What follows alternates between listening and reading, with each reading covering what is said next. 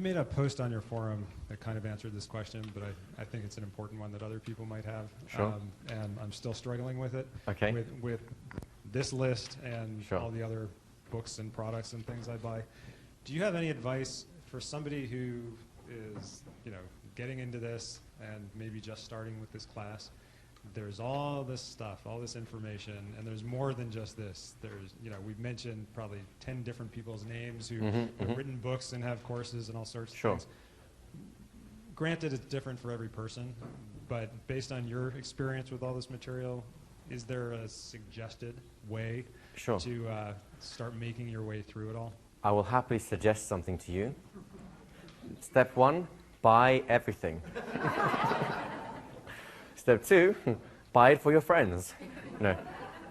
The key to this is if you try and do everything at once, you'll overload, and there's nothing. So, in my opinion, the key is you find the core principles that really work for you, and those are things that become your shield and sword, the things that you become so well versed in, you do it in your sleep. If you start hypnotizing your wife whilst you're sleeping, that's going to be like, you're pretty good at this. For me, personally, that's the language elements. So the power words, flowing with that, hypnotic themes, that's the core of everything for me. But you might have something different. For those of you who have done no hypnosis at all, listen to the Secrets of Hypnosis Revealed. That gives you a solid foundation through which you'll understand every form of hypnosis you'll ever come across, right? It's not because it's particularly genius. There's nothing really new in that course, those of you who've listened to it already. But it's taken everything, to my mind, it's the basically saying, here's the line, this is all we know about hypnosis, this is all our experiences put together in one place. Learn that. And it's a very simple course to go through. Has anyone here listened to it yet?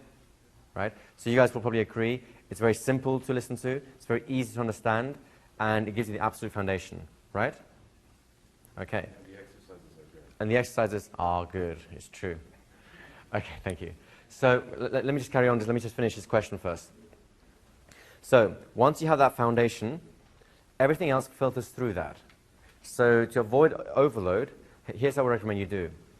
You listen to all the master classes, you just play them on, on the bus, on a plane, on a train, in a car, in the background, but you don't try and do anything with it, right? The only things you're doing things with is whatever your chosen path is. If it's direct suggestion, you keep practicing direct suggestion with clients, with friends, with family. If it's conversational hypnosis, you keep doing conversational hypnosis in public, with friends, with clients, in sales meeting. That's what you do. But you keep listening to these other classes, because there's something called what I call the immersion principle. If you immerse yourself in a discipline, it kind of absorbs it. And this is going, I think, back to your question in the forum, and I'm very sorry I haven't got through to yet. It's just I want to give you a proper answer with this. This is actually long, and it will come out. It will come out in time. But what happens is when you immerse yourself in a discipline, your brain gets so soaked with it, you start doing stuff without even realizing it. Some of you here have already mentioned that you've been doing that. You've been listening to the conversational hypnosis, and you find yourself just doing stuff. And I'll come back to you as well in a minute. I'll actually give them the whole picture before we interrupt it. So, you've chosen your path. It's either direct or it's indirect. It's conversational or pretty obvious hypnosis. You keep doing it. That's the key thing. You're doing it in whatever context you want to be good at it. If you want to do it in a sales context, you do it in a sales context. If you want to do it in a therapeutic context, you do it in a therapeutic context. Meanwhile, you start listening to all the master classes. You listen to them, and from time to time an idea will hit you, and you go, wow, I really like that. Then you go back and listen to that again, and maybe you take that little piece and you practice that little piece, because it's really struck you as something that solves something for you, you really like it. Meanwhile, you carry on listening to the rest of the program, but you do not attempt to implement anything. This is the key thing, because you will overload otherwise. You do not attempt to implement anything. Now, you'll probably surprise yourself when you end up doing stuff that you came across before, and you're suddenly going, hang on a second, where'd that come from? And then you think, oh, hang on a second, didn't I hear that on a tape sometime a while ago? Right? But the point is, you don't try and actively or consciously implement it.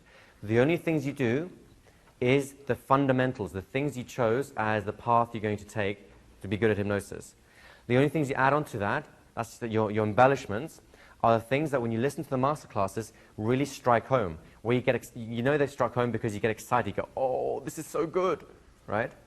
Whereas if you go like, huh, that's interesting, that may not have enough juice in it for you to do anything about it yet. If you do that, and you keep listening to those things, because you're immersed in a field with hypnotic ideas, and you're actually performing hypnosis, you're not just listening to it, you're actually performing it as well, it can't help but come out through that.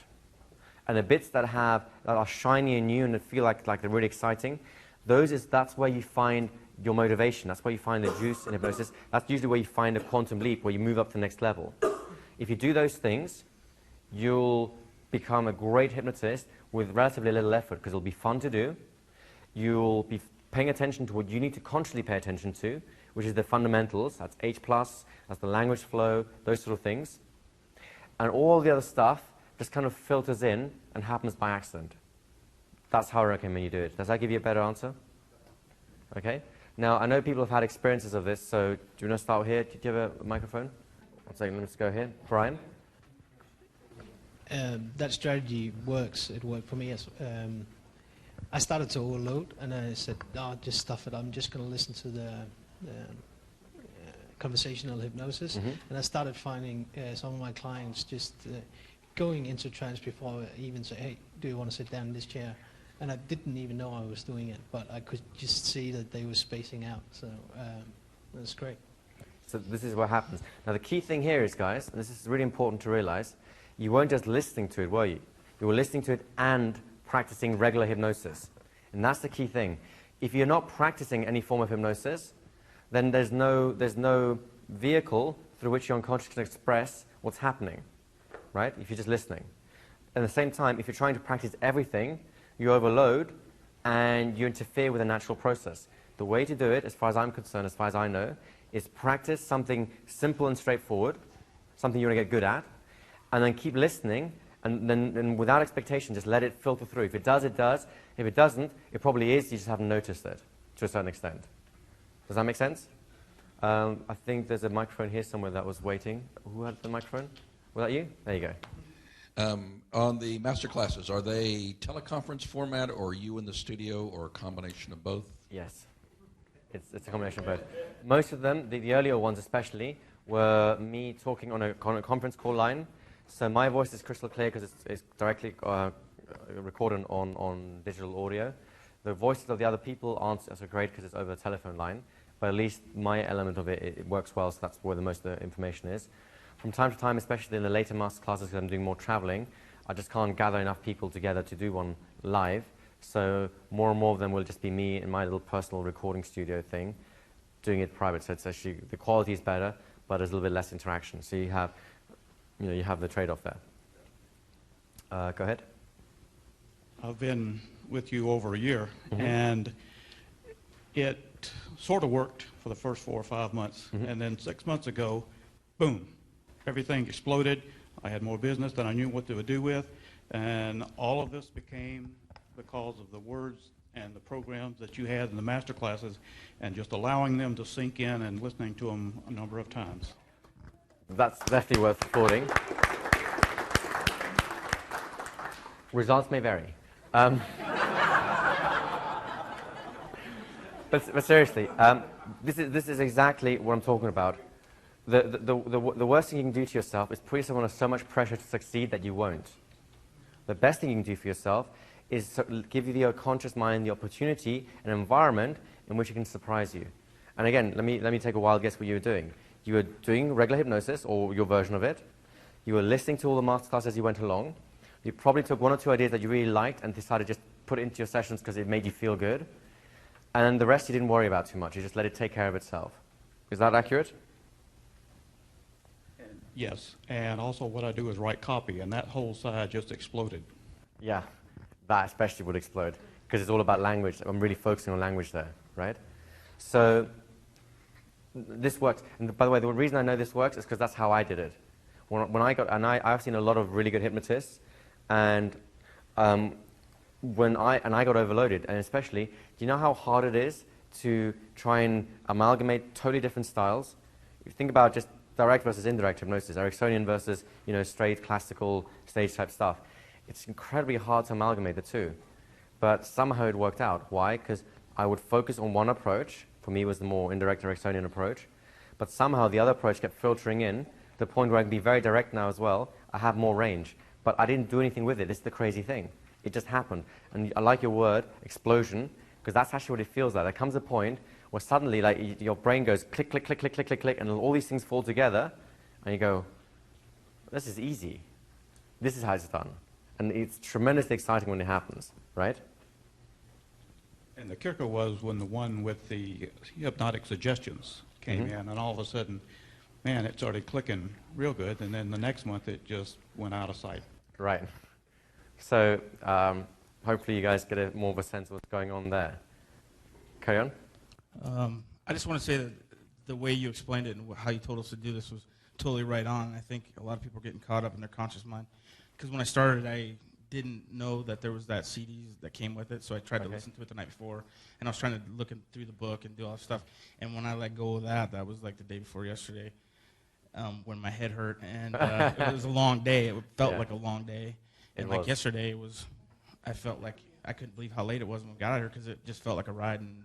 And it was fun. And the fun part of it, the H+, I think if everyone focuses on that, everything else will just...